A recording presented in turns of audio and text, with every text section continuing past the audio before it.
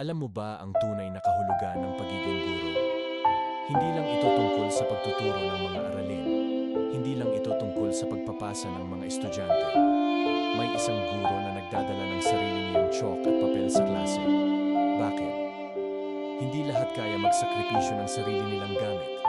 Pero kaya ko, para sa inyo, sabi niya sa kanyang mga estudyante.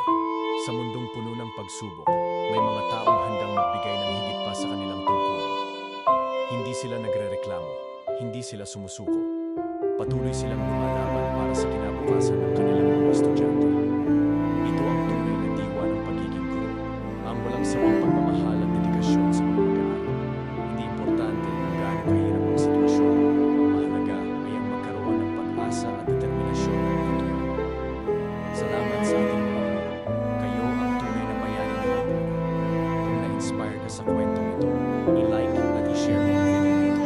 Mag-subscribe din para sa mas marami pang kwentong nagbibigay inspirasyon. Kung may suggestion kayo